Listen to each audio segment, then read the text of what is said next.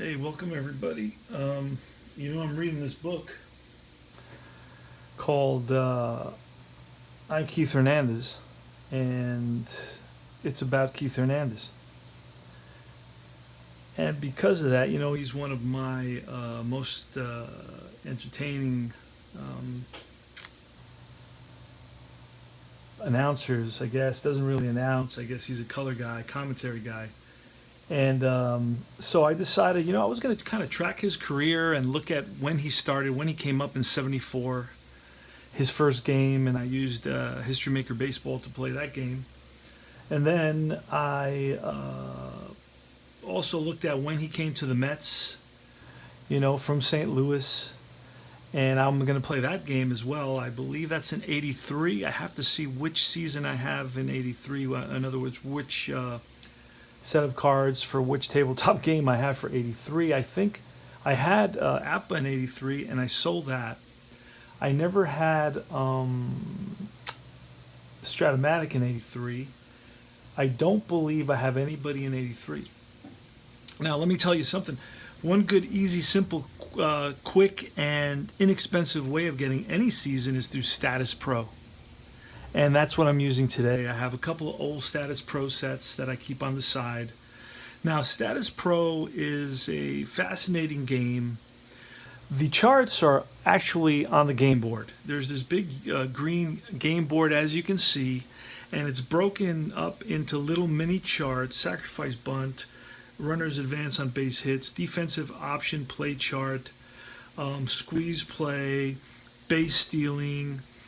It has a pitcher reduction section, which I use and I struggle with, but I still use it just to remain, loyal to the spirit of the game. And but you can get any season, the whole season, with every single player for $10 straight online. They will be PDF, so they will be a little bit flimsy because you're using I use 110-pound card stock. Okay, so anyway, fast forward. I tracked Keith Hernandez's last game. It was Cleveland at Chicago. It was July 24th. July 24th, 1990. He goes 0 for 4 in the game, and I decided to play it. Well, after 9 complete, the score right now stands at 5 apiece, and it's Don Powell who pitched for the White Sox. He actually pitched 4 innings. Now that's an issue.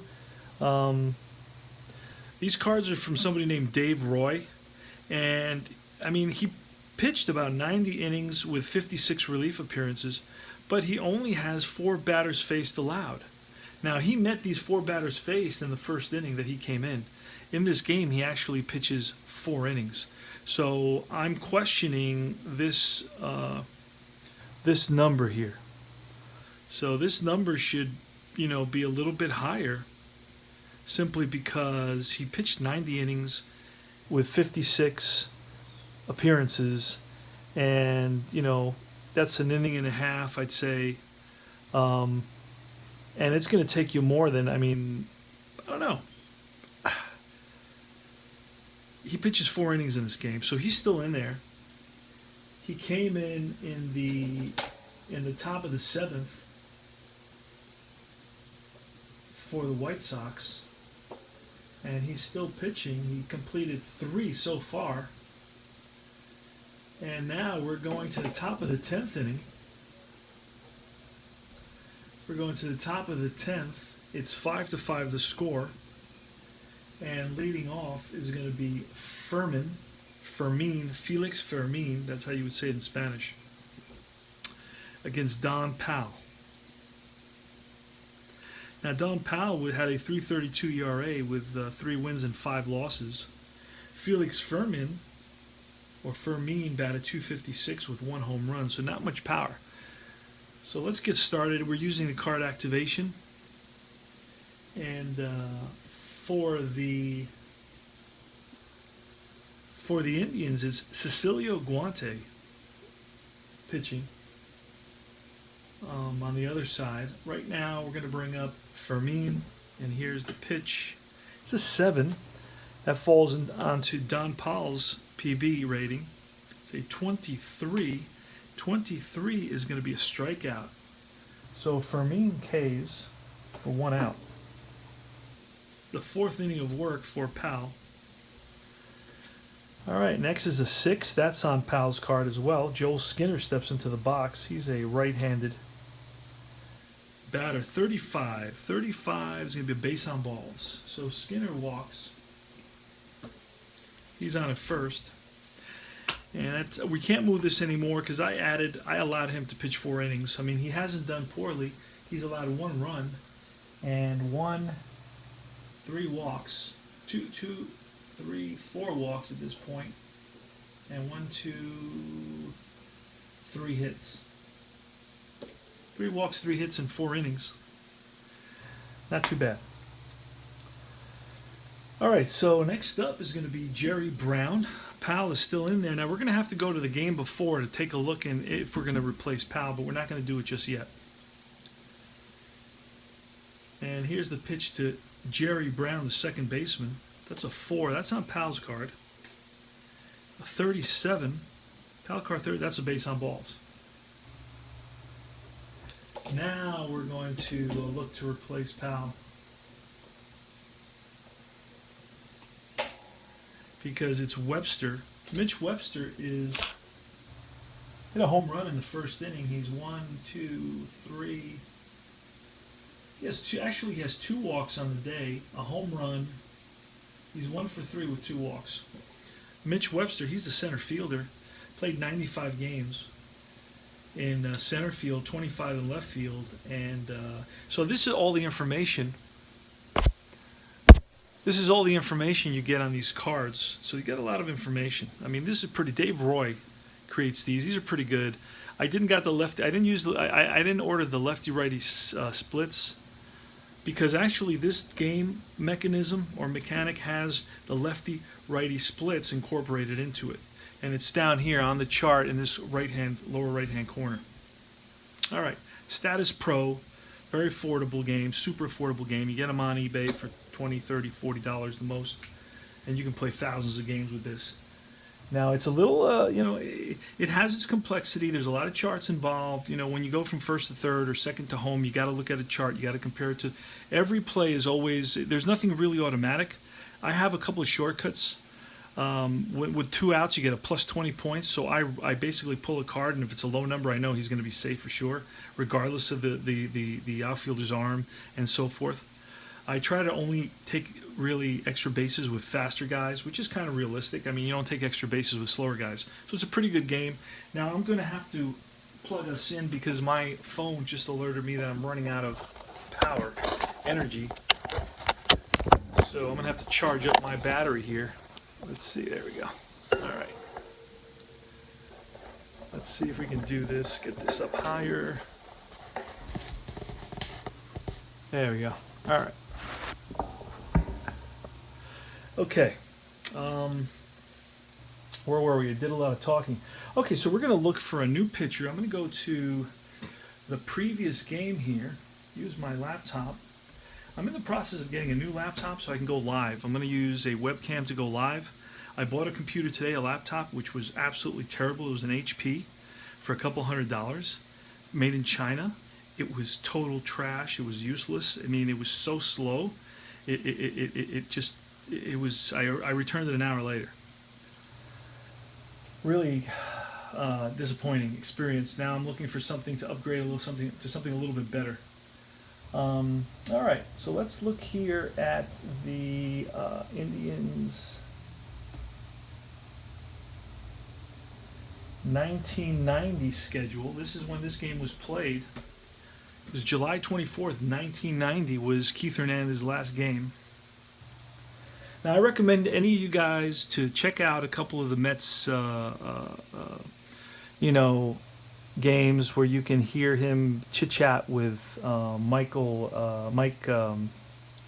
Cohen, and he's really the official announcer, and he's great. He's a great announcer, but it's the back and forth is hilarious. Very, very entertaining. All right, Cleveland Indians schedule. Let's look at that. July 24th. So we're going to look at July 23rd and see who pitched for wow,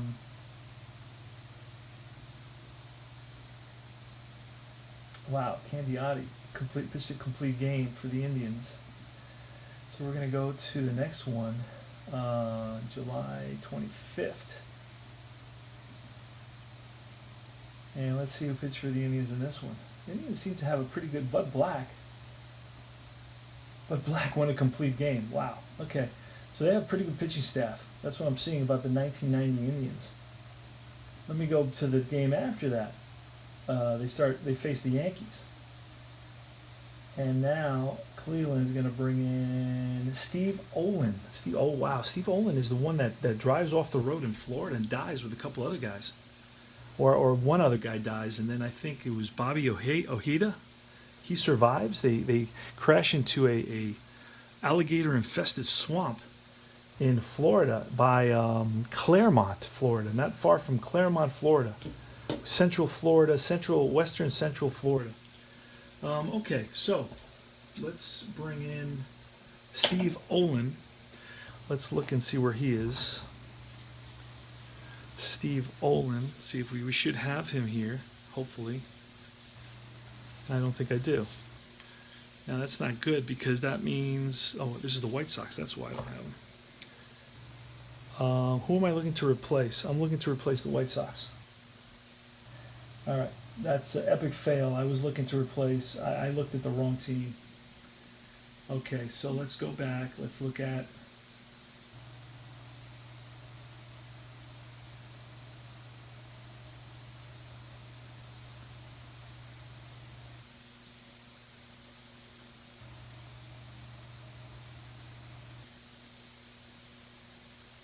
All right, let's look at the White Sox now.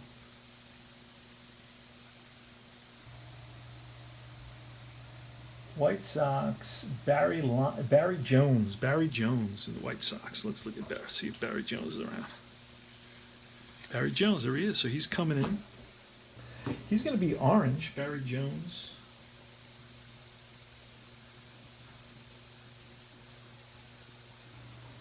I'll show you the scorecard I use in a second.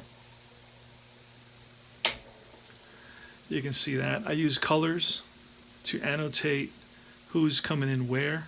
Okay, Barry Jones. And then it's right there, so it's easier for me to follow. And it just kind of focuses me. There's one out, runners on first and second, and the batter is going to be Mitch Webster. He's going to be facing Barry Jones. Now, Barry Jones has an RR rating of 3. I don't understand that, how that can be so low. Maybe this system understands a little bit better than I do. But it seems like really, he pitched in 65 games. I mean, this only allows him to allow 3. Well, right, it could be the right one. So, I mean, I emailed the seller creator about this. He never responded. It seemed like maybe he was, I don't know, offended, or I don't know why I got that feeling, because he usually responds to everything I sent to him. But when I asked him about it, I questioned it because somebody had mentioned it to me about the RR ratings being a little bit subjective, if you will. I mentioned it, emailed him. He never responded back saying, hey, this is the system I use, or that was before and I updated the system and I improved on it, or no, nothing. Never heard anything back. So that's why I'm actually bringing it up. Not to complain. I like the cards. The cards have really nice big font, which I like. They're easy to read.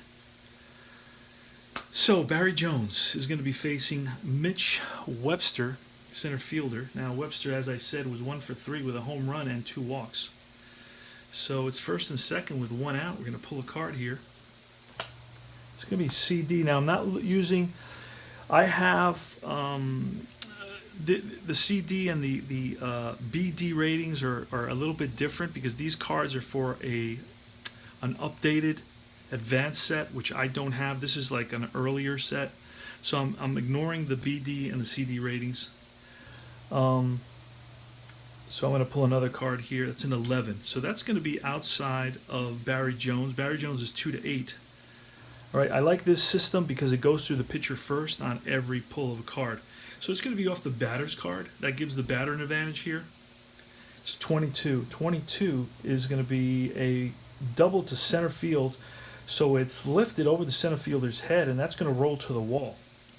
So coming around to score is going to be Skinner.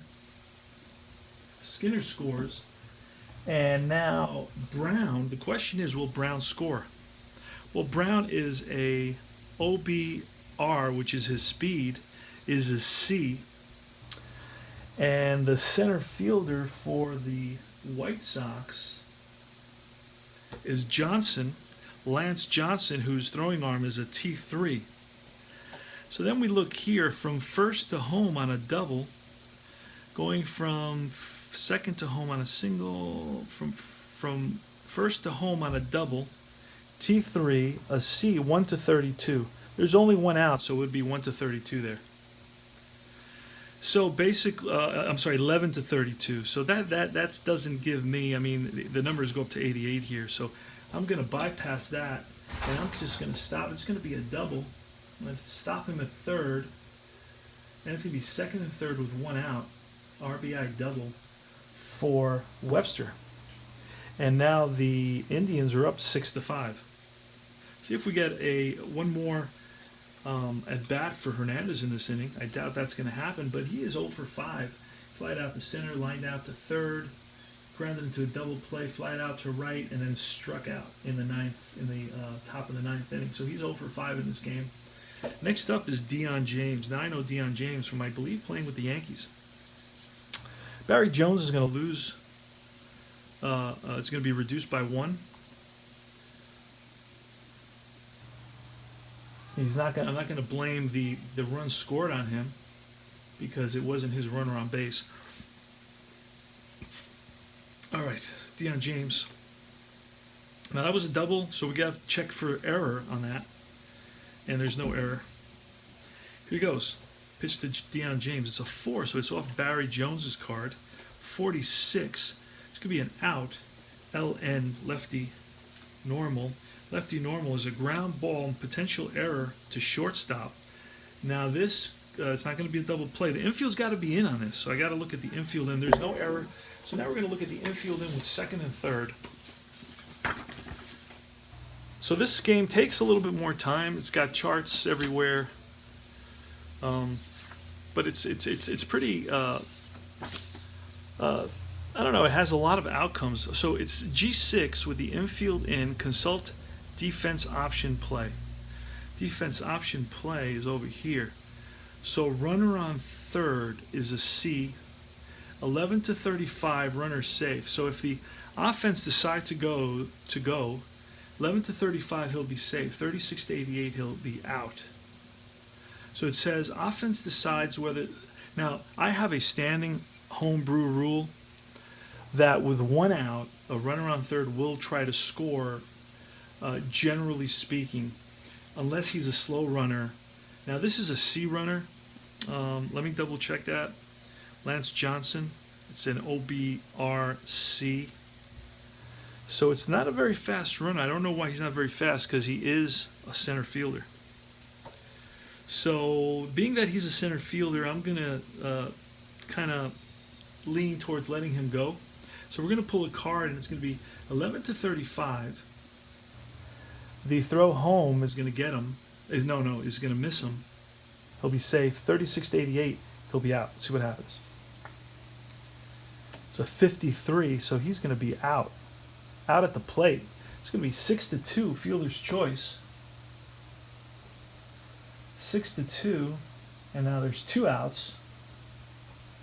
And Webster goes to third, first and third. It's going to be Maldonado, Candy Maldonado. 2 out. You see, so that's basically how I play that. Keep it pretty simple. And Barry Jones looks in for the sign to Candy Maldonado. Runners on first and third, 2 out. The Indians are up 6 to 5 here in the top of the 10th inning. Here's the pitch. It's BD. I'm going to skip that. 10. It's going to be off Candy Maldonado's card. And 86. Now he's a righty versus a righty. Righty versus a righty. Yep, that's going to be an out. He's RP. Still could be an error. RP is a ground ball to second base. And he flips to the shortstop. Guillen covering. And that retires the side. But not before the Indians pick up the go-ahead run in the top of the 10th. RBI double by Mitch Webster, and they lead it 6-5. Now in the bottom half of the 10th inning for the White Sox, it's going to be Fisk, Martinez, and Lyons. Fisk, Martinez, and Lyons going to face Cecilio Guante in his second inning of work. All right, here's the pitch. 4, that's going to be off Guante. 71, that's going to be an out. He's an RP, that's a grounder to third. Cross the diamond, 5-3, one away. So Fisk is retired. Here's the pitch from Guante to Carlos Martinez. It's a 7. That's outside of Guante's, so it's on Martinez's card. It's a 56. That's an out, an RN. It's a line drive caught by the shortstop. And that's Fermin with the catch. 2 away. So the Indians are 1 out away from winning this extra inning affair. This free baseball affair. Steve Lyons. Lyons is homered. He homered earlier. He scored 2 runs today. He's 1 for 4 with a home run. And here's going to be the pitch to Lyons from Cecilio Guante.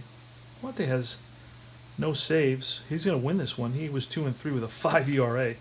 10, that's off Lyons' card. 43, strikeout. High, hard one gets him, and that ends the ball game. The Indians win it. Keith Hernandez, despite not having any hits, plays the full 10 innings and has the memory of winning the last game he plays with his team. But that's all. Now I kept this game by hand, and I have absolutely no interest in counting the hits and the errors and on and on and on. I could have done that while the game was being played. Final score is the Cleveland Indians 6 and the Chicago White Sox 5. This is July 24th in 1990. This is Keith Hernandez's last baseball game. And this is CP, Cards and Dice, saying, I'll see you guys later.